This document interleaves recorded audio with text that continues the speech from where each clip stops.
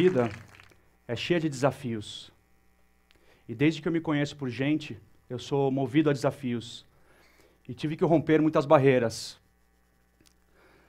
Muito prazer, eu sou André Sintra. A minha infância foi uma infância muito tranquila.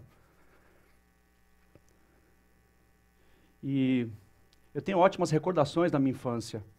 Eu lembro que sempre na minha infância eu estava em cima de um skate, ou em cima de uma bicicleta, ou pulando um muro, ou subindo numa árvore, e sempre minha mãe estava lá atrás gritando: moleque, sai daí, vai se machucar, cuidado, isso é perigoso. Então, na infância, eu sempre tive muita energia.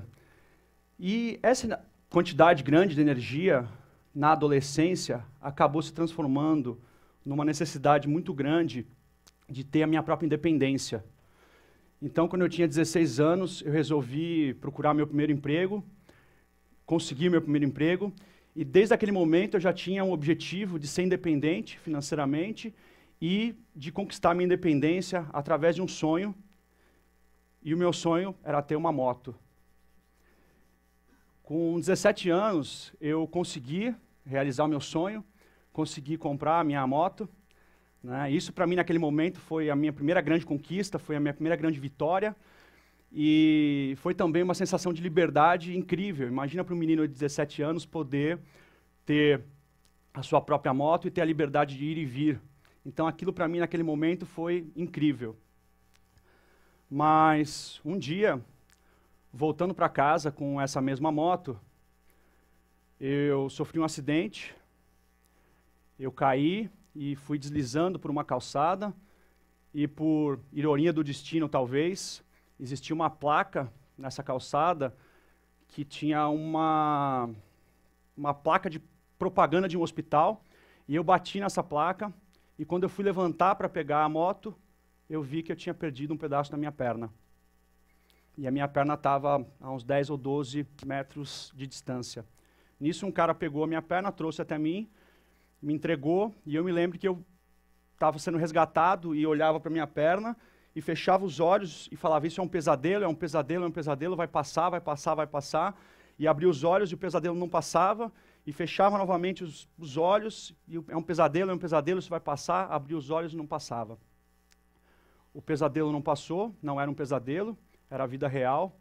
Naquele dia eu fui amputado abaixo do joelho, na minha perna direita, e acordei no dia seguinte amputado acima do joelho, no hospital. E naquele dia, eu perdi uma perna, mas ganhei uma vida nova. E eu tive que fazer uma escolha a partir daquele momento, que ou eu sentava e chorava para o resto da vida, ou eu levantava e continuava andando, caminhando. E essa foi a decisão que eu resolvi tomar. Eu levantei e continuei caminhando. E isso foi muito importante, porque mais ou menos uns 3 meses depois, o universo, entendendo isso, conspirou a meu favor e me levou para uma super aventura. Eu fui convidado para uma viagem no Nepal. Essa viagem era uma viagem para fazer rafting durante 6 dias de corredeiras nível 5 e 6, né? E essa viagem mudou completamente meu mindset, porque nessa viagem, lá estando no Nepal, do outro lado do mundo, logo após um acidente, eu estava lá e pensei: bom, se eu estou aqui 3 meses depois do acidente, com uma perna só, fazendo corredeiras nível 5 e 6, então eu posso fazer qualquer coisa.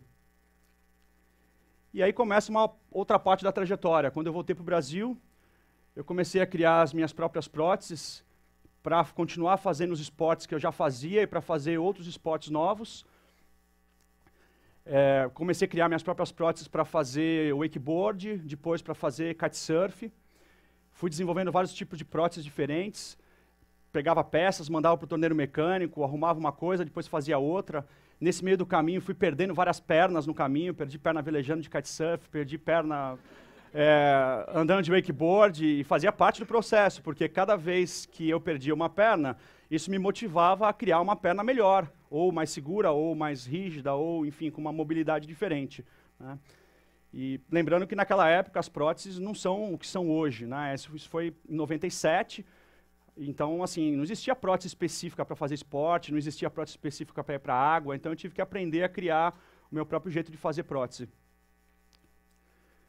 E então, aos 21 anos, a vida me chamou para um outro desafio, talvez um desafio dos mais difíceis da minha vida. O meu pai era um cara incrível, uma pessoa realmente especial, um exemplo de homem. E quando eu tinha 21 anos, ele foi para uma viagem e ele sofreu um acidente e faleceu. E nesse dia, 3 fatos mudaram completamente a minha vida. O primeiro fato foi que eu perdi uma pessoa que eu tanto amava e que amo até hoje, uma pessoa que era a minha referência, né, e que era tudo para mim. O segundo fato foi que, com 21 anos, eu tive que assumir a cuidar de uma família que até então eu nunca tinha criado. Na época, a minha mãe já não trabalhava mais, eu tinha um irmão que tinha 14 anos e a minha irmã tinha 11 anos de idade. Então, com 21 anos, geralmente, quando um menino ainda não está nem preparado para se sustentar, não está nem informado ainda, a responsabilidade me chamou de uma maneira diferente e eu tive que aprender o que é colocar dinheiro em casa aos 21 anos. Então, isso para mim foi bastante diferente, né, nessa fase. E o terceiro fato foi o fato de que o meu pai, na época, tinha uma empresa, ele tinha 50% de uma empresa, eu herdei esse 50% da empresa, e meu pai tinha um sócio com os outros 50%, e esse sócio, quando meu pai morreu, ele me pediu uma procuração com amplos poderes para dirigir a empresa, porque eu era muito jovem, e essa procuração foi dada para ele, e assim ele dirigiu a empresa durante os próximos 2 anos.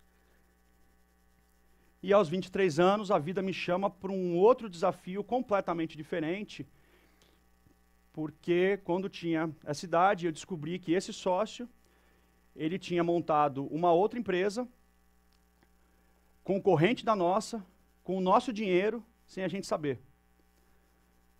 E então foi nesse momento que eu tive que assumir a empresa da família, numa condição bastante difícil, numa condição financeira muito dura. Na época nós tínhamos 101 protestos, 3 pedidos de falência e alguns milhões de dívida. E eu não tinha a mínima ideia do que era uma empresa. Me lembro que na época o meu advogado chegou para mim e falou assim: André, agora você desconta as duplicatas e vai tocando a empresa. E eu virei para ele e falei assim: doutor, o que é mesmo uma duplicata? E ele botou a mão na testa e falou: putz, ferrou. Se esse moleque não sabe o que é uma duplicata, como ele vai dirigir uma empresa? Né? Mas eu sempre tive vontade, sempre fui curioso e sempre tive muita vontade de aprender. Mas o que eu acho que me salvou mesmo foi a minha inocência. Porque nesse momento eu procurei todos os fornecedores, chamei eles e contei a verdade para eles. E falei para os fornecedores: eu preciso de 3 coisas. A primeira coisa que eu preciso é saber quanto eu devo. Eu não sei quanto eu devo. Então, por favor, sejam verdadeiros. A segunda coisa que eu preciso é que eu vou pagar todo mundo, mas eu não posso pagar juros. Então, por favor, não me cobrem juros. E a terceira coisa que eu preciso é que vocês me deixem vivo.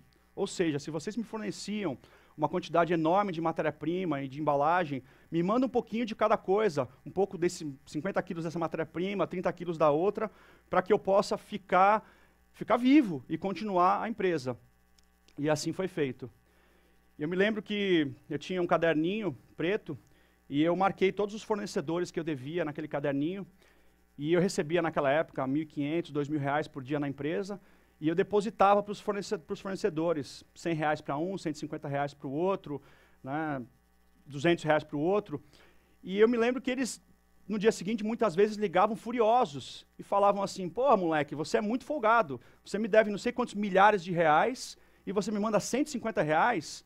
E eu respondia: bom, mas a gente não combinou que eu ia pagar? É o que eu tenho para hoje, amanhã eu pago mais um pouquinho.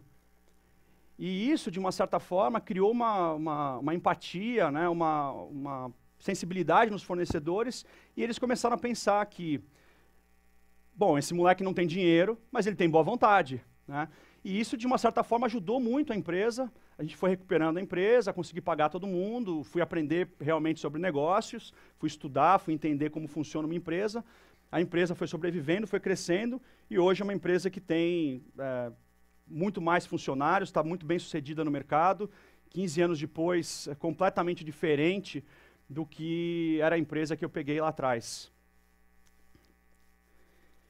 E durante tudo isso, mais um desafio bastante importante na minha vida. A minha mãe, que era uma mulher maravilhosa e incrível, que tinha uma conexão muito forte com meu pai. Eu acho que no momento que meu pai morreu, ela sentiu um vazio muito grande. E quando eu tinha 26 anos, a gente descobriu que a minha mãe estava com câncer. E poucos dias depois ela veio a falecer. E mais uma vez eu vi que perder uma perna é muito duro, mas perder as pessoas que a gente ama é muito mais difícil.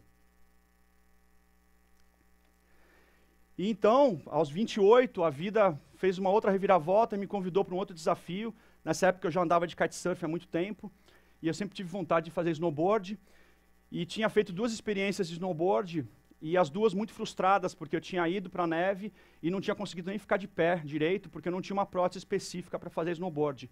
E essas 2 vezes eu voltei para o Brasil determinado a fazer uma prótese específica para fazer snowboard. Mas estava na correria, trabalhando muito, não consegui fazer. Mas logo depois surgiu uma oportunidade de ir para os Estados Unidos. E eu estava nos Estados Unidos e uma pessoa me falou assim, olha, tem um cara que estava na guerra, voltou amputado, e ele era snowboarder e ele fez uma prótese específica para snowboard. Eu estava na Califórnia, a empresa desse cara, né, era em Utah. Eu liguei na empresa, uma moça me atendeu e falou para mim assim, eu perguntei da prótese, ela falou, olha, se você quer a prótese, não tem problema, você vem para cá, para Utah, passa uma semana com a gente e a gente põe a prótese e tudo mais. E aí eu virei para ela e falei assim, olha, eu não tenho uma semana, eu volto para o Brasil em 2 dias, então eu gostaria que você passasse meu cartão de crédito e me mandasse a prótese pelo correio. E ela riu e falou, cara, você é maluco, ninguém compra uma prótese pelo correio. Mas essa decisão foi muito importante, porque essa decisão mudou completamente a minha vida. Ela mandou a prótese pelo correio, a prótese chegou, eu voltei para o Brasil e depois disso eu comecei a fazer snowboard de verdade. Logo depois, um tempo depois, o CPB e a CBDN, que é o Comitê de Neve, estavam procurando alguém para tentar uma vaga nos Jogos Paralímpicos de Inverno, né? Então eu fui convidado para fazer uma prova. Eu fui para essa prova, por acaso nessa prova eu estava com o braço quebrado, acabei tirando a tipóia para ninguém ver que eu estava com o braço quebrado, fiz a prova com o braço quebrado, depois botei a tipóia e fui embora.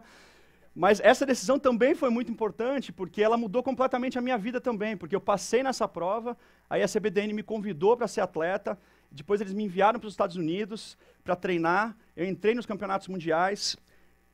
Aí sim eu aprendi o que era ser um atleta de alta performance. O atleta de alta performance, ele não trabalha com segundos.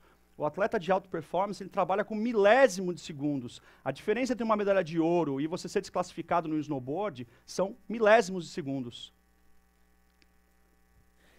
Então o planejamento que o comitê tinha de classificar o Brasil foi antecipado em 4 anos e eu fui o primeiro atleta a classificar o Brasil para uma Paralimpíadas de Inverno na história. E quando eu cheguei na Olimpíadas, eu não tinha a mínima ideia do que eram Olimpíadas. Não tinha ideia da magnitude que eram Olimpíadas, não tinha ideia que eu seria assistido por milhares de pessoas, não tinha ideia que eu estaria do lado dos melhores atletas do mundo. Quer dizer, a minha ficha só caiu realmente quando eu estava lá, né? Só para vocês terem uma ideia, a Paralimpíadas de Inverno ela é assistida por mais ou menos 3 bilhões de pessoas ao redor do planeta.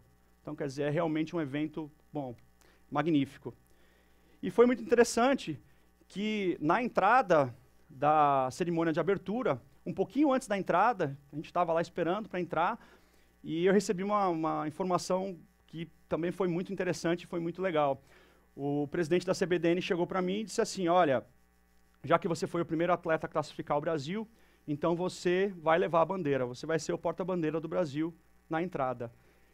E esse foi um dos dias mais emocionantes da minha vida, né? Levar a bandeira do Brasil, poder empunhar, né? Ter a honra de carregar a bandeira do Brasil numa Olimpíadas, né? Acho que isso foi uma grande vitória para mim. E aqui tem um vídeo sobre as Olimpíadas. Esse foi um outro dia também bastante importante, bastante duro, foi o dia da minha competição final. E nesse dia acho que eu carregava umas 2 toneladas em cada um dos ombros.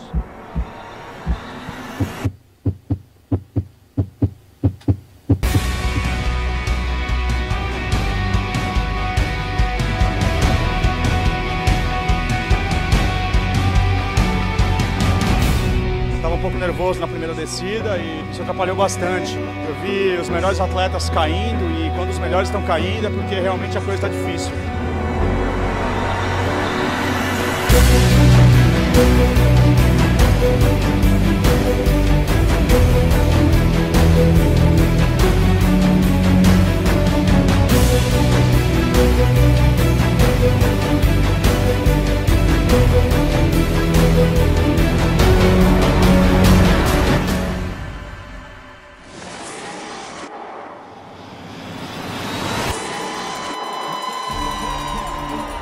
Acho que isso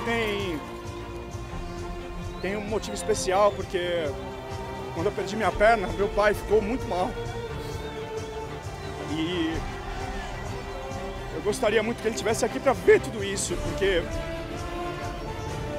ele merecia, tanto ele quanto minha mãe, tá aqui para ver, né, o que aconteceu tantos anos depois, né, porque naquele momento eles estavam muito preocupados que eu não tivesse uma vida normal ou boa, e agora, muitos anos depois, estou num dos melhores lugares do mundo.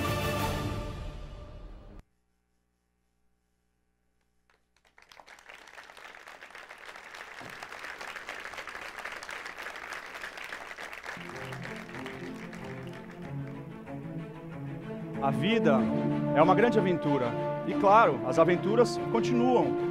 Recentemente nós fizemos um documentário para o canal Off chamado Surf Sem Fim. Foi um documentário que foram 600 quilômetros de kitesurf, sendo puxado pelo vento com uma prancha no pé. Foram 7 dias saindo do Ceará e indo até os Lençóis Maranhenses no Maranhão. Quer dizer, mais uma outra aventura incrível. E o meu próximo grande desafio é conseguir classificar o Brasil para os próximos Jogos Paralímpicos de Inverno na Coreia do Sul, ano que vem.